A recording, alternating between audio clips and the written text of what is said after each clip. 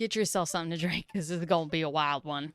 Catfish. When it's seasoned and fried, it's delicious. But when it's someone hiding behind a computer screen, luring you into a web of lies, it's a little bit harder to swallow. You guys like that intro? Hello, everyone, and welcome to That's My Opinion. My name is Bacon Bears, and today we are deep diving into the deep waters to find the bottom feeders that are catfish. I watched Sweet Bobby on Netflix, and sweet mother of God, this was it. If you're here to watch, if you're here to talk and discuss, great. But also, if you haven't seen it, go watch it. So good. But this isn't your typical catfishing story. This is about manipulation on a whole new level. Also, if you like what you see here, don't forget to like and subscribe, and let's dive in to see what these bottom feeders are all about. Kirat is a vibrant 32-year-old Punjabi Sikh woman living in the heart of London, juggling a fast-paced career in marketing, radio, and the nightlife scene. She's a connector of people, introducing emerging artists and thriving in the lively world of clubs and music, and just radiating energy and passion. She's full of life and fun and ambition, and just really a woman who seems completely unstoppable. Her parents are originally from Kenya, and Kirat grew up with a strong traditional value around marriage and family, and these are values that are deeply rooted in her Punjabi Sikh culture. In London, the African South Asian community is very tight-knit. It's kind of a community where everyone knows everyone knows everyone's business, and these close connections provide a sense of belonging.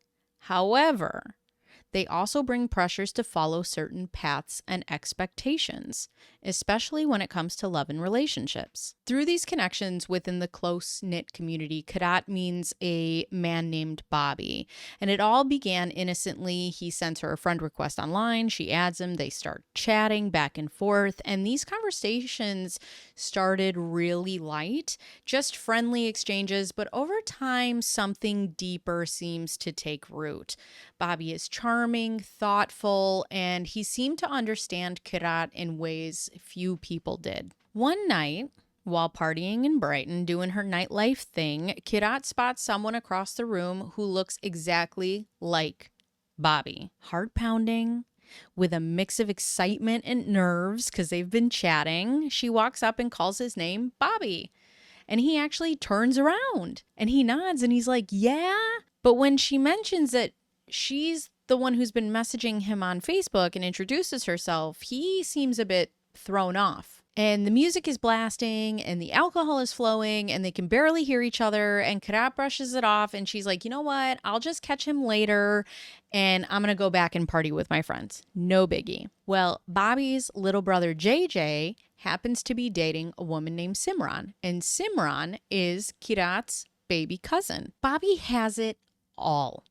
He's responsible, he's successful, he's wealthy, he's handsome, the kind of guy who seemed to have his life totally together. But there's a twist. Despite his perfect exterior, Bobby's life is completely unraveling. His wife cheats on him, and he was going through a painful divorce, and this revelation really tugged at Kirat's heartstrings. However, on the flip side, Kirat is caught in her own emotional whirlwind, a relationship that had been dragging her through a painful on and off cycle for 18 years. And this rocky relationship left Kirat feeling vulnerable, searching for stability and connection, something that would make her even more susceptible to the pull of this budding relationship with Bobby. Kirat had always dreamed of marriage and a family. It was at the core of who she was and what she wanted most in life. Raised with traditional values, she saw marriage as a foundation, something meaningful and lasting. In Kirat's culture, marriage is very important, and there is a common belief that as women get older, if they aren't married or in a relationship, their value goes down. This idea for myself, I'm not in that culture, but this idea for myself is really disheartening as somebody who has a daughter, because I would want my daughter to understand that her worth is not tied to another person. It's not tied to being in a relationship. It's not tied to being married. And Kirat's mom actually comes on and said, all I've ever wanted to do was to support my daughter and see her be happy. So I think it was the pressures of the culture less than the pressure of her parents, but I understand like how she was feeling. This idea is also outside of her culture. I really dislike how society often pressures women with questions like, why aren't you married? Why don't you have children?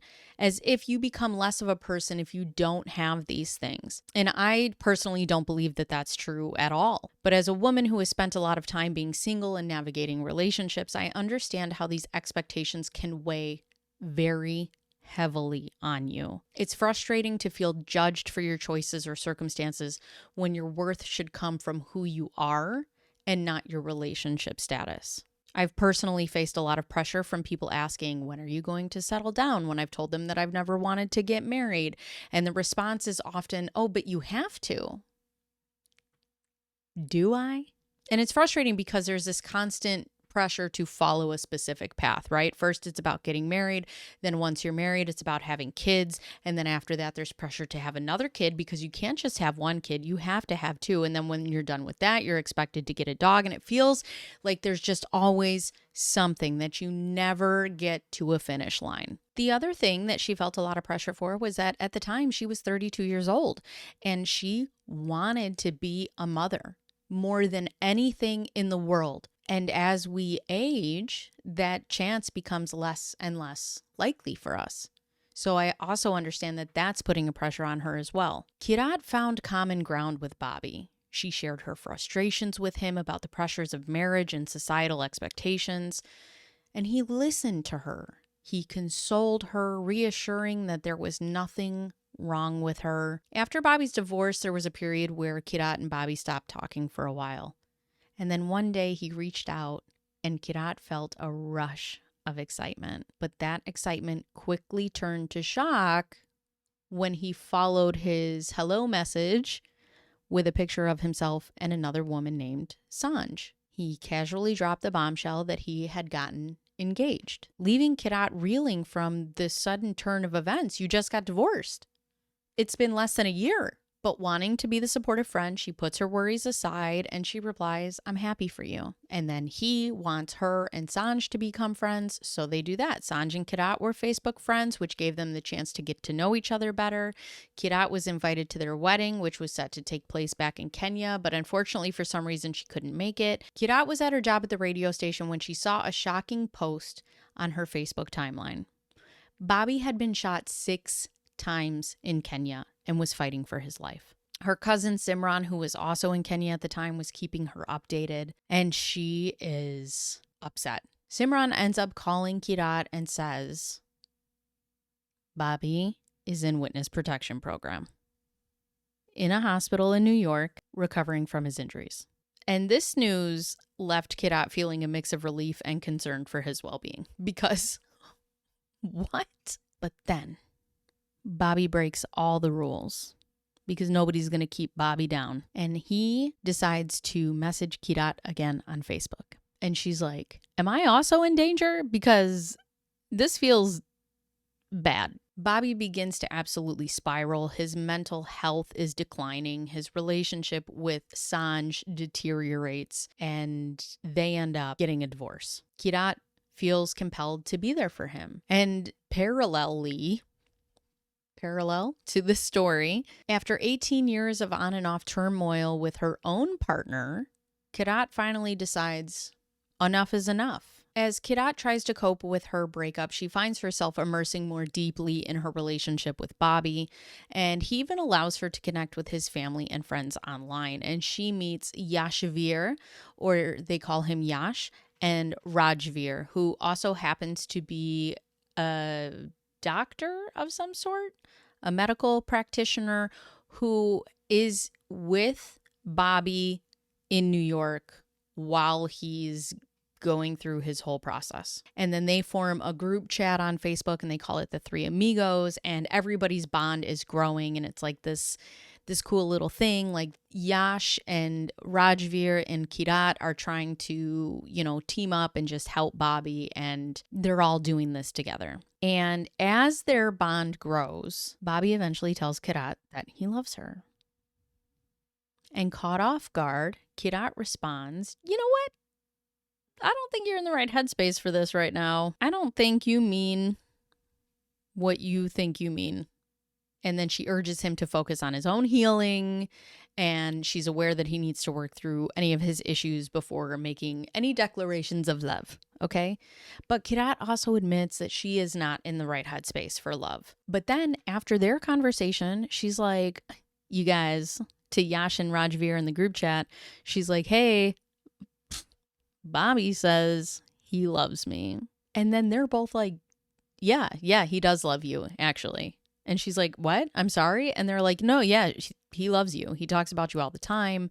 He speaks so highly of you. Like, yeah, no, he's absolutely in love with you. And she's like, what? But then Bobby soon shares that he's experiencing symptoms of a stroke. And then he suddenly stops responding. And very concerned, Rajveer sends Kirat a picture of Bobby in the hospital bed and asks her, can you please send a message to him? I promise I won't watch it. I'll just play it for him. And she tells him that she loves him so much and that she's just devastated and she's crying. And it's really sad to listen to. But Bobby miraculously pulls through the stroke. However, he's left with limited function on one side and he has lost his voice. But despite these challenges, he finds the strength to reach out to Kirat again. And as their connection deepens, Bobby expresses feelings telling her, I love you, you're beautiful, and I feel like I'm the luckiest man in the world to have a woman like you in my life. And Kirat's heart swells with emotion, torn between her desire to support him and the uncertainty of their circumstances. This newfound romantic tension makes her realize how much he truly means to her. They decide that they want to be in a relationship together. They know it's kind of weird. It's on Facebook. It's only online. They haven't met. He's in New York. She's in London, but they're going to do it anyways. And their relationship progresses beautifully. They spend countless hours talking. Kirat sends him voice notes and Bobby types his response since his vocal cords are damaged.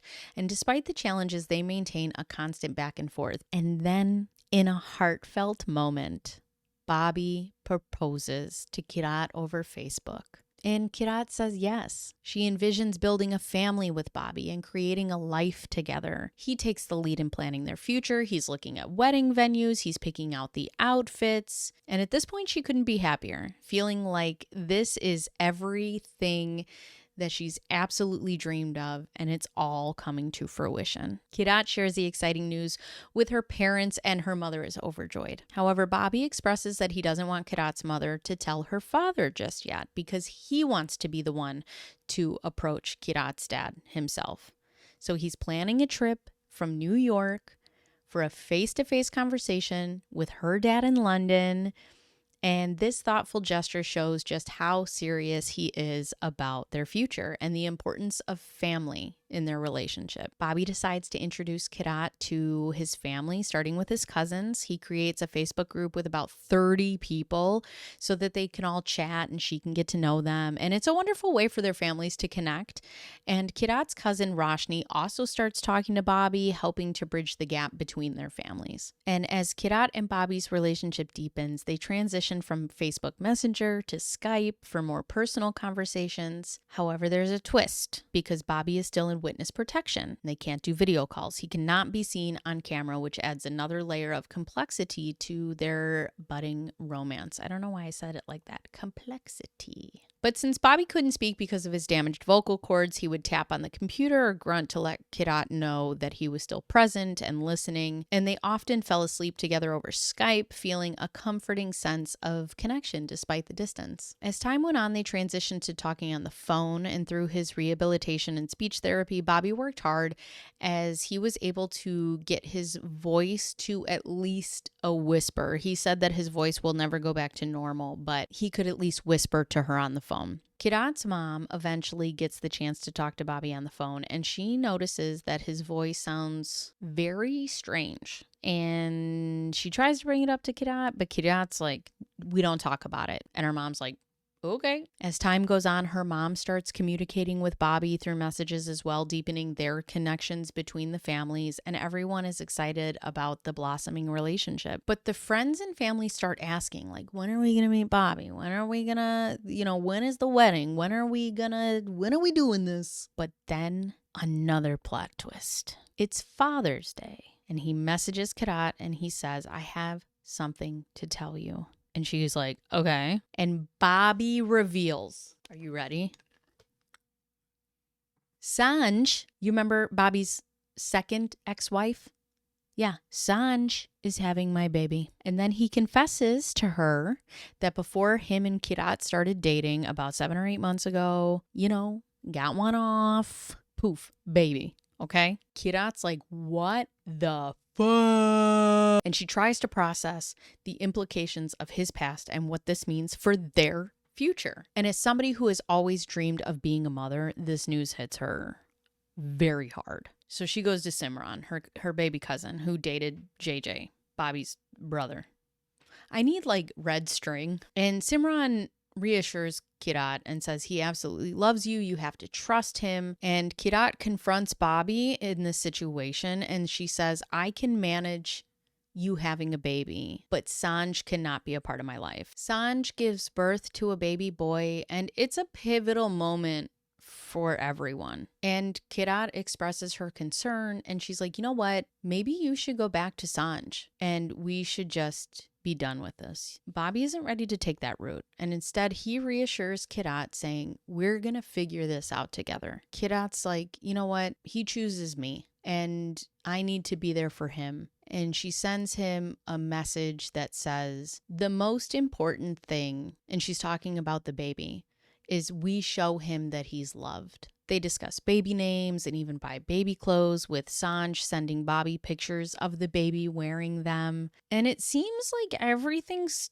starting to work its way out. However, 18 months pass without them being able to see each other. And as Bobby remains in witness protection, to bridge the gap, he decides to send Kirat a t-shirt. And instead of mailing it, he gives it to Kirat's cousin Simran, who travels to New York. And Simran passes the t-shirt along, but it just doesn't make up for the separation. And frustrated by their inability to meet in person, Kirat senses that their relationship is shifting. Something's happening, and not for the better. Bobby begins to exhibit extremely controlling behavior, becoming increasingly upset when Kirat takes a break from their constant communication, and his sudden meanness catches her off guard, and she starts to isolate herself, and she's struggling mentally, and the weight of this relationship just begins to take a toll. She finally reaches her breaking point, and she messages Bobby, I'm gonna block you. I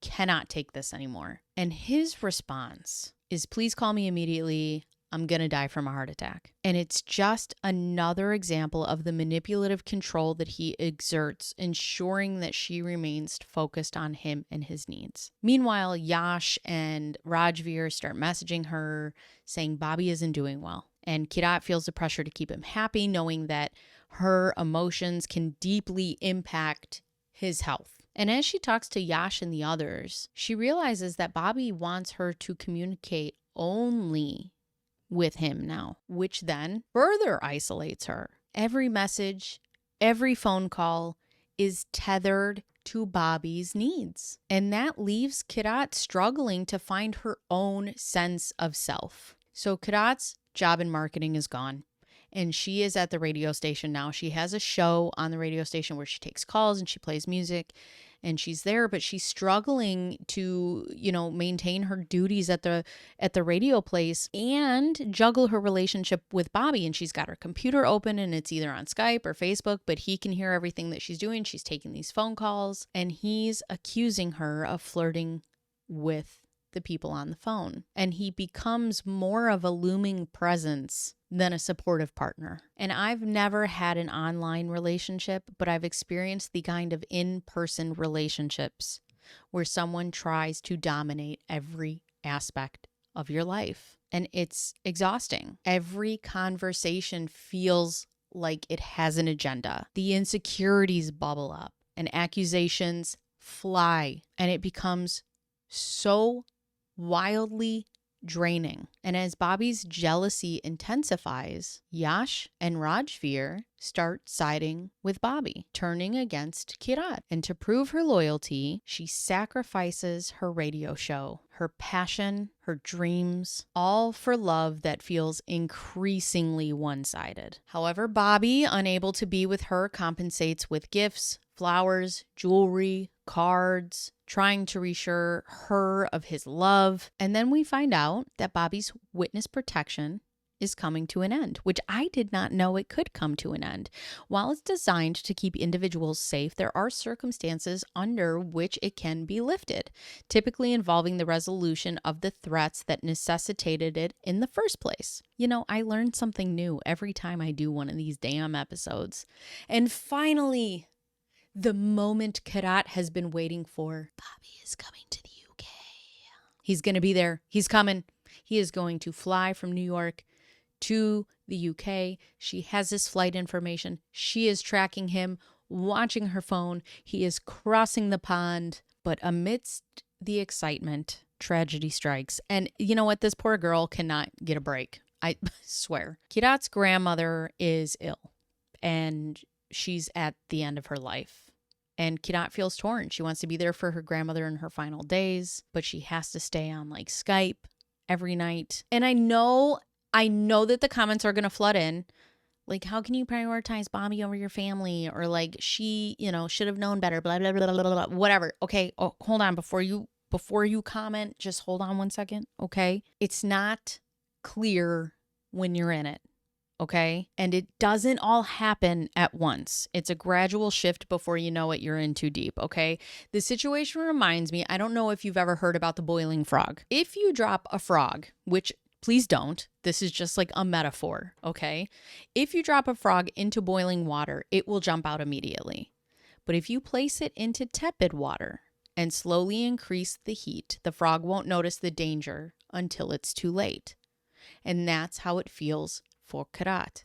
And I can tell you from personal experience, I have been the boiling frog. I have let years of my time slip by, and I'm like, what the fuck? And then you wake up and then you're out of it and you're like, I wish I could step out of my own body so I could just slap the shit out of myself. What was I doing? But you're caught in this situation that feels normal and it feels comfortable until it doesn't. And you wrestle with your choices. You try to balance your loyalty and your love to this person, and you're just kind of like unsure how to navigate this difficult path. And at first, everything seems perfect. You guys are in the honeymoon phase. You guys kissing, loving, And then like any relationship, you go through up and downs, ebbs and flows, right? But soon, there are no more ups. Or the lows are so low that when you do get an up, there's almost like a high from it. Very bad, very abusive, very controlling, very not demure. And as time passes, your significant other starts to test the boundaries of control. And you find yourself making compromises, right? And then you go, well, he loves me and he's just worried about losing me. But in reality, this behavior, which we once thought was a sign of love, just becomes about control. And then you guys have like this weird tug of war between you and your feelings with each other, thinking that the one's going to lose the other. And it's anxiety and controlling and this back and forth dynamic, and it pulls you in deeper to just get in this weird cycle that's so hard to break. And somebody told me this one time and it changed my whole life. The only way to get off the ride is to get off the ride. What? What does that even mean? That means the only way to get off the ride is to get off the ride. You have to get off the ride. When I had a client who told me that, changed my life. Anyways, less about me, more about Kirat. Okay? Bobby promises her that he's going to come for her grandma's funeral. I'm going to be there for you. But when the day arrives, Bobby is nowhere to be found. And that is it. Kirat's like, you either get here or it's over. And Bobby's like, I'm coming tomorrow. I promise. And so he gets there and he like books himself into a hotel. Why am I not picking you up? Why are you not staying with me? We're in a relationship. We're engaged. Like, why are we not doing these things together? Like, I want to see you right away. And he's like, I need to go to a hotel. I need some space. And he can't see her. And Kirat's like, no. So she goes to the hotel where he's staying. And she walks right up to reception. And she's like, where's Bobby Jandu? And they were like, I'm sorry? And she's like, Bobby Jandu. And they were like, nope. And she's like, what do you mean, nope? He's been staying here. And they were like, nobody's been here with that name. So she gets on the phone with Bobby and she's like, hello? What is going on? And he's like, I told reception not to tell anybody that I'm here. You cannot just surprise me like that. I'm sorry, I'm about to be your wife.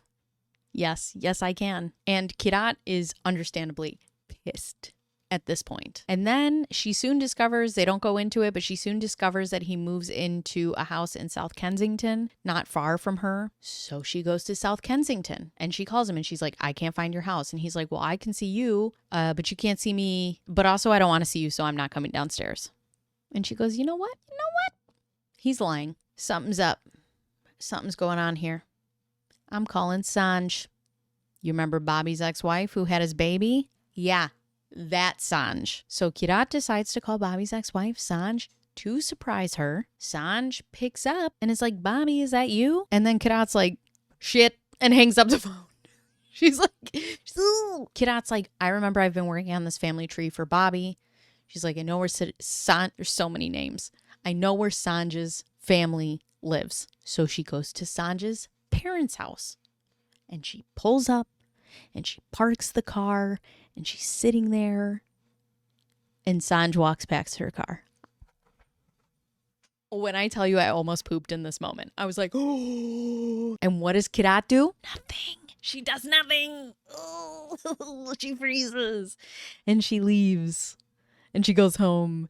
And she's like, what do I do now? The next best thing, she hires a private investigator. And she's like, listen, I just need to know where Bobby Jandu lives. Just give me his current address, please. And the private investigator is like, he lives in Brighton. Remember the place that they saw her in the club? Yeah, back full circle. Full circle. Bobby's been in Brighton this whole time. And she's like, this son of a bitch. And she gets in her car and she drives to Brighton. My heart was thumping. I'm like, what's gonna happen? Kirat goes to Bobby's house. She walks up and she rings the doorbell and the door opens and the documentary switches to Bobby sitting on the couch. And I'm like, and Bobby is sitting there. But anyways, back to the dramatization. Bobby walks out of his house to find nobody. He sees nobody. And then he sees a woman walking to her car and she turns around and she makes eye contact and she starts walking back to the house. And then the scene cuts to Sanj sitting on the couch, the interview couch for the documentary. And Sanj talks about how she was upstairs getting the baby dressed because they weren't expecting company. And then they come down the stairs and there's a woman at the door. And Kirat says, hi, Bobby. And Sanj is like, the fuck? Like, who is this? And Bobby's like,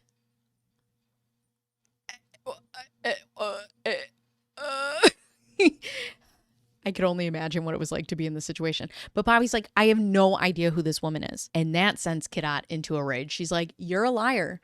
You've been talking to me. You've proposed to me. You sent me your shirt. You've, sent me pictures of your son.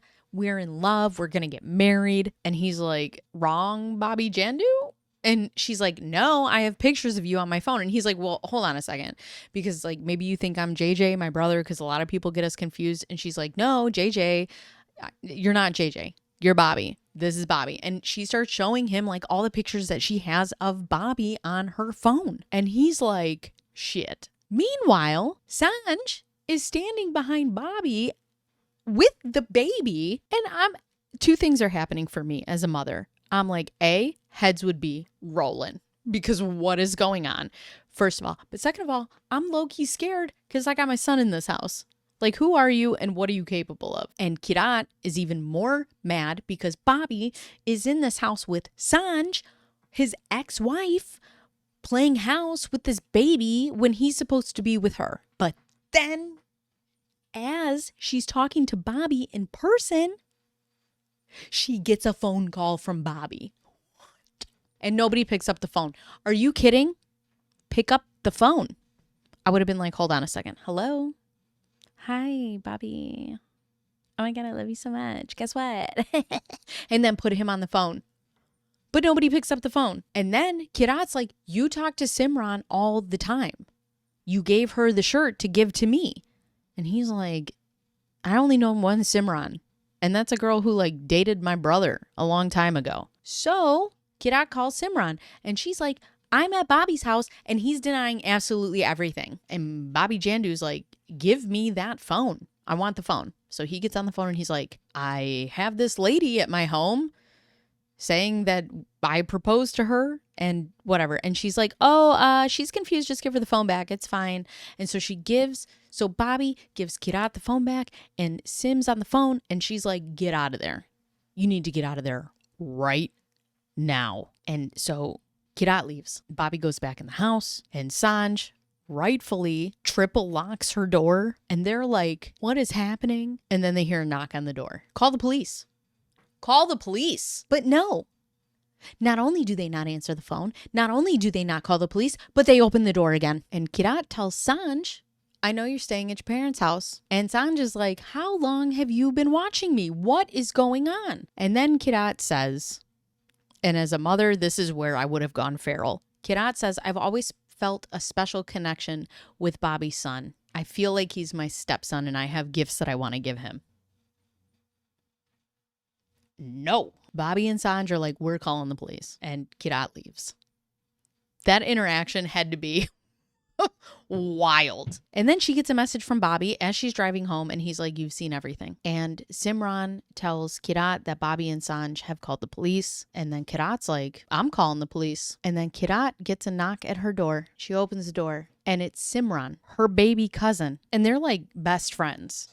But Simran's like, I don't think I should come in. And Kirat's like, why? And Simran says, it was all me. And Kirat's like, what do you mean? And Simran says, I'm Bobby. But Kirat's like, well, there's like 85 other people. There's Rajveer, there's Yash, there's Kiran, there's everybody that was in the group chat when I met his family. And Simran says, it was all me. How do you find the time?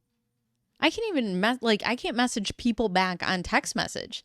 I can't pretend to be 30 people, I gotta tell you. But Kirat is devastated. A big portion, 10 years of her life has been stolen from her. Simran then messages Bobby admitting it. And she's like, Simran's like, I need counseling. Yeah, maybe you could have done that 10 years ago. And then she's like, hey, Bobby, would you mind? Would you mind not calling the cops? And Bobby's like, yeah, no. I'm absolutely calling the police. So he calls the police and the police in Brighton call Kirat and they're like, you need to go to your local police station and report a crime. And she's like, okay. So she goes to report a crime and the police are like, you're not a victim. Sorry. Bobby and Sanj are victims, not you. What? And she's like, fine. And she downloaded everything she possibly could. But then the Facebook profiles start disappearing because Simran is taking them down. But she looks into these profiles and she's compiling evidence and Kirat finds 60 profiles that are connected to the situation. Like, bitch, get a hobby. Open an Etsy store. Crochet a like, there were times where Kirat and Simran were hanging out and she would be like messing with her watch and it would send messages. And she'd be like, oh my God, I'm getting messaged from Bobby. Like, diabolical. Kirat's whole family spoke to Bobby. One of the cousins who thought he was a medical practitioner spoke to Bobby about private things while she was underage. And it comes out that the mom could not talk to the dad about Bobby because if the dad knew, then the dad would have gone to Kenya to meet his family. And the father says catfishing should be a crime. And yes, sir, it should. In 2020, Kirat takes civil action against Simran, and Kirat was paid, and Simran has apologized. But as they have filmed this documentary, nothing has happened to Simran legally, which is so gross because a scam is a scam. And scammers should be prosecuted. She goes on to say that she's not looking for sympathy. She's just looking to raise awareness and that people should be held accountable. And I agree with that. I understand how people who are lonely and in vulnerable situations can get catfished. And it's not the victims who should be shamed, but it's the scammers who should be prosecuted. Kirat at this point is 44 and she's trying her best to get her life back. And motherhood may not be on the table because of this. And that time has simply been stolen from her. This part pisses me off so bad. The documentary states that Simran's pictures are an actress. They offered Simran the opportunity to be interviewed and she declined because these were matters that involved events that began when she was just a schoolgirl. And she considers it a private matter and strongly objects to what she describes as numerous unfounded and damaging accusations. And I think it's pretty funny that Netflix had to list Simran as an actress because they can't use her likeness without permission, but she can use someone else's picture to scam people without any consequences. It's ironic and kind of poetic how different rules apply depending on the situation. I need to know what you think and how it fits into the whole story. I'll never be able to understand the reasoning behind someone catfishing another person, and it's so beyond disgusting to me that you're able to sit behind a computer and lure somebody in and make them trust you and love you and try to build this relationship with them knowing that none of it's real. You know none of it's real. And to me, that goes past narcissistic behavior because at least when a narcissist, look at me defending a narcissist, but when a narcissist is in a relationship, they too believe that this relationship is happening. They too believe that this is love. A catfish person or a person who catfishes sits behind a computer knowing that none of this is real. And I'll never stand up for a narcissist in my life, but damn, what is this? And I know a lot of you people are going to be like, she had plenty of time to leave and whatever. Sure. But you're hopeful and you're in love and you can't see the forest beyond the trees, right? And sometimes when you're in things like this, time doesn't exist anymore. And you get caught in these abusive cycles and circles. And it's not up to people to call her stupid. It's about calling Simran an asshole. I can't imagine Bobby or Sanj right now. Like how scary that had to be at the time. I loved this documentary. I loved the way that they told it. I do absolutely think that catfishing needs to be a crime. It's a scam and scams are crimes. Period. And if the people at Netflix can't use her likeness without Netflix being sued, then you shouldn't be able to be on the internet and use somebody else's likeness without being able to be sued. There are several important lessons we can take away from Kirat's story. Be cautious with online relationships. It's essential to approach online relationships with a healthy dose of skepticism. Not everyone is who they claim to be, and it's crucial to verify identities and intentions before getting too emotionally invested. Recognizing red flags, and I've said this before and I'll say it again because this was my 20s. Sometimes red flags look like Six Flags. Woo! And sometimes love can blind us to unhealthy behaviors. It's important to recognize red flags such as controlling behavior or manipulation and to take them seriously. But most importantly, the consequences of betrayal. Betrayal can leave lasting scars. Understanding the emotional toll of deceit and manipulation can help others avoid similar pitfalls and encourage a culture of honesty and integrity in relationships. This was wild. It was a nice tonal shift from what we do, but this was wild. I need to know what you thought about it in the comments down below. Let me know. This was my opinion. My name is Bacon Bears. Don't catfish anybody. Have a catfish po' boy. Bye.